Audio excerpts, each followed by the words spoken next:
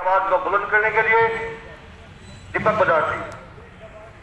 धन्यवाद नरवाल साहब। सबसे पहले तो यहाँ धरने पर उपस्थित सभी बड़े बुजुर्गों को, माताओं बहनों को मेरी राम राम। आज यहाँ पे इकट्ठे हुए हैं गन्ने का रेट बढ़वाने के लिए। एक वो टाइम था जब पूरे भारत में सबसे ज्यादा गन्ने का रेट हरियाणा में मिलता था। आज सबसे कम रेट हरियाणा में ही मिल रहा है। ये कारण क्यों है? ये कारण हमारी कमजोरी है, जो हम थोड़ा सा वो करते हैं, बिल को छोड़ देते हैं और ये भी ये सोच रहे हैं कि एक दिन बैठेंगे, 2 दिन बैठेंगे, लेकिन इनको ये पता होना चाहिए ये 1 दिन 2 दिन का होता सांकेतिक धरना परमानेंट भी हो जाया करे। एक वो टाइम था जब सत्ता अपने हाथ में थी, चौधरी चरण सिंह जब प्रधानमंत्री बने थे तो गुड़ बांटा गया था दिल्ली में, ये बोला गया था कि चरण सिंह इंदिरा गांधी बन गए हैं। आज सत्ता हमारे हाथ में नहीं, हमारा एक भी मंत्री नहीं है कहीं पे जो हमारी आवाज उठा सके संसद में। सबसे पहले तो हमें वहां पर अपने बंदे पहुंचाने पड़ेंगे। जब अगर हमारे बीच से कोई बच्चा वहां पे जाएगा ना, तब हमारे को पता चलेगा, तब हमारी आवाज बुलंद होगी। नहीं तो पिछले 2 साल हम रोड के ऊपर बैठे रहेंगे, तब भी ये मत समझना कि ये झुक गया था। इसको ये पता लग गया था कि अब तेरा अंत नजदीक आ गया है। जब इसने माफी मांगी थी, इसकी तपस्या में कमी रह गई थी, लेकिन अब की बात सबको पता है 2024 में चुनाव है। चुनाव से पहले इसकी तपस्या में नहीं, इसके अंदर भी कमी लाकर दिखा देनी है। पूरे देश से बीजेपी को उखाड़ कर बाहर फेंकना है और सत्ता के शीर्ष पर जब तक किसान का पुत्र नहीं बैठेगा ना, तब तक किसानों का भला हो ही नहीं सकता।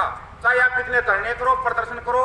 2 साल तक हमने लाठियां भी खाई, डंडे भी खाए, दबा के केस भी खाए हैं, लेकिन अब की बार इलाज करना, परमानेंट करना।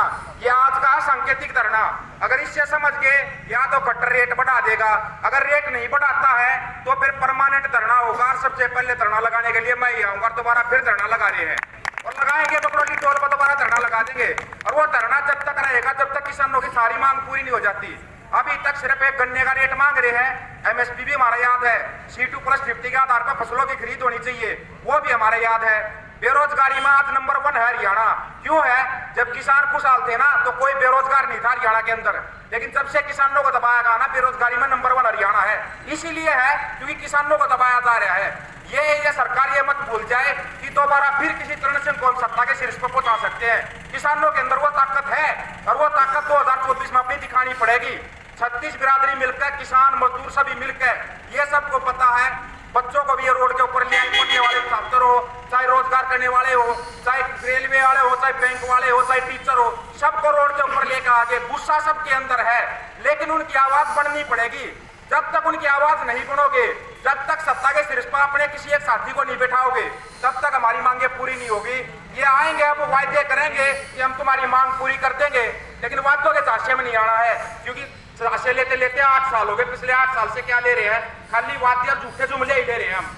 लेकिन अब की बार किसी झूठे जुमले के उसमें नहीं आना है और अपने किसी एक साथी को सत्ता के शीर्ष पर पहुंचाना है। तो ये आपको एक प्रण करना होगा। आज बैठे एक सांकेतिक धरना है, धरना परमानेंट होगा जब तक 2024 में बीजेपी इस देश से बाहर नहीं चली जाती है।